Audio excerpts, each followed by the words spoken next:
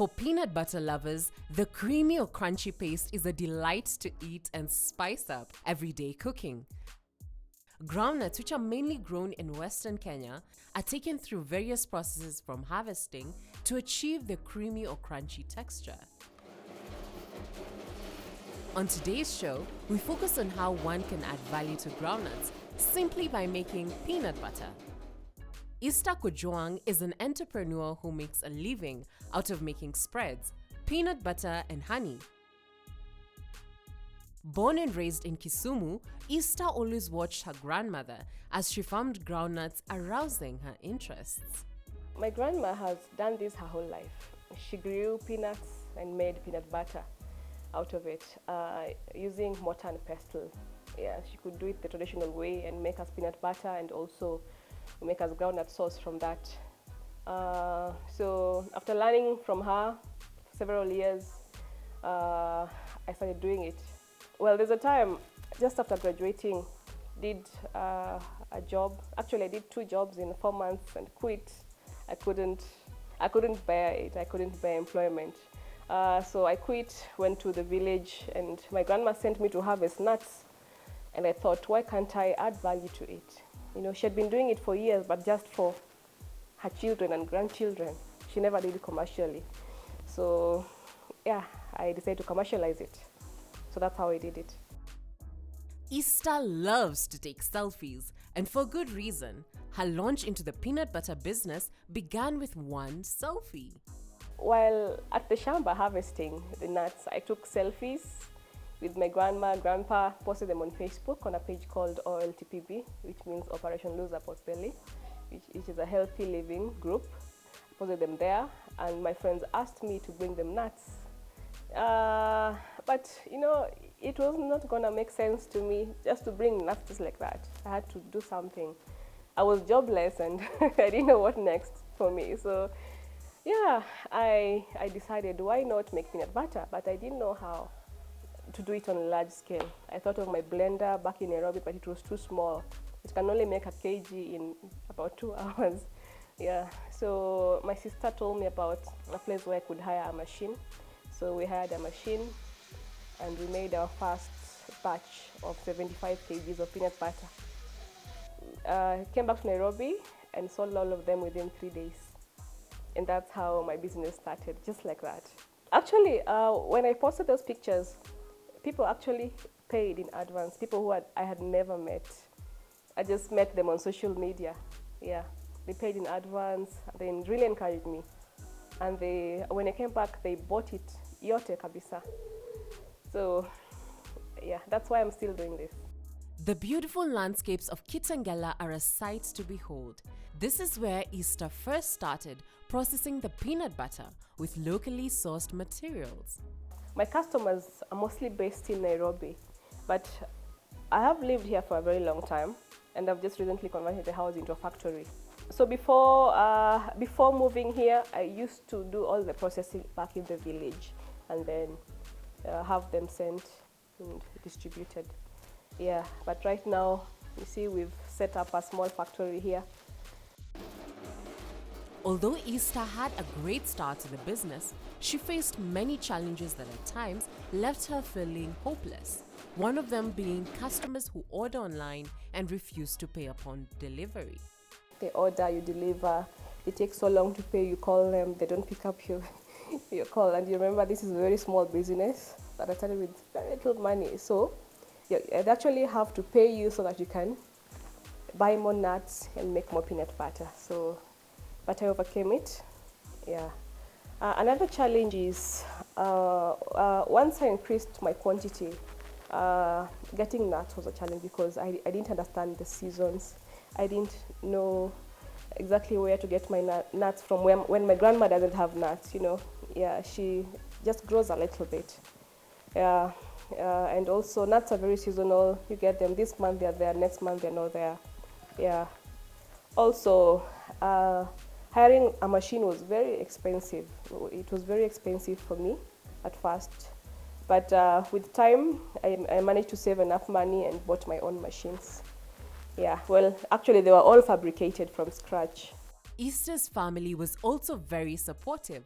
They wanted to see their beloved daughter, niece, and granddaughter win. Yeah, my family is very supportive. Everyone from the top to the bottom. The peanut comes from a bright yellow flower which bends and enters the soil. After the yellow flower blooms and wilts, the peanuts start to grow in the soil. The peanut matures between 130 and 150 days depending if it's a runner or a bunch. A runner is popular for its long branches with nuts running along them. A bunch, on the other hand, has its nuts in these tiny little bunches. When the runners are mature and harvested, Easter goes to buy them in Kisumu, Uganda, or Tanzania. There are a couple of things she keeps in mind, one of them being the moisture content and cleanliness of the nut. I get my peanuts from Nyanza, mostly from Nyanza. Yeah, there's a lot of peanuts that come from around Rongo, Ndiwa, and when we don't have nuts in Ndiwa, I get them from Uganda. Uganda has a lot of nuts, so sometimes I just go to the border, Busia border, and buy some nuts. Yeah, and when we have no nuts in Nyanza and Busia or Uganda, we have to get all the way from Tanzania. My customers, they love the light colored peanut butter, not too dark. So when I buy nuts for making peanut butter, I buy the light colored ones, not the very red ones. But when buying for roasting, for making the roasted nuts, I buy the red ones because they're tastier for that. And also we look at the quality in terms of how dry is the nut. If you buy wet nuts, they'll get spoiled, they'll get mold, and you don't want your customers to be to get mold in intoxication. Yeah, it's very bad. Mold poisoning is very bad. So we have to buy the very dry nuts. We have to make sure the nuts are clean, they have no stones, they have no soil. Yeah, we have to make sure there are no rotten nuts in them.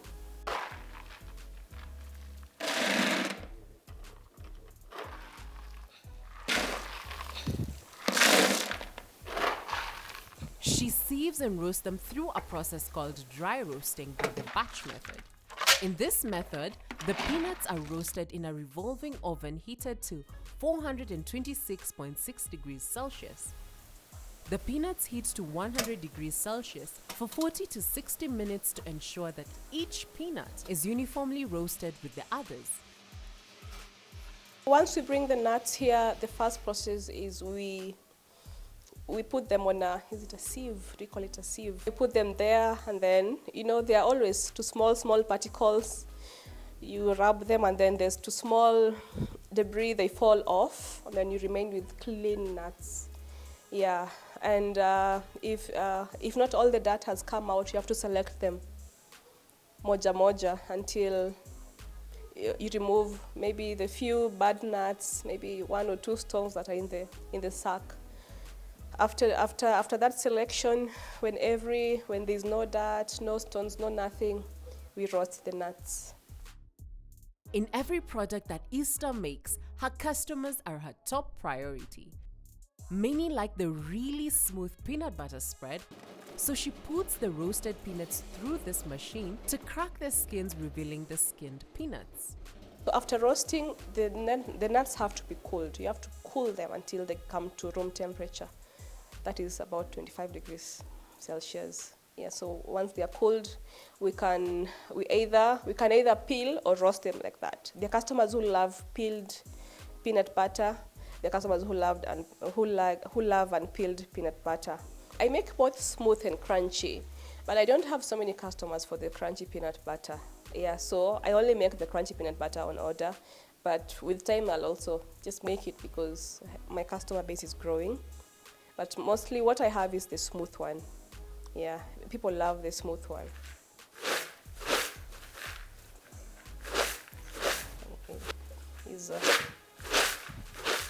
After the peanuts are shelled, she grinds them into a smooth, consistent paste. This is the most tiring process as she has to feed the grinding machine in small batches.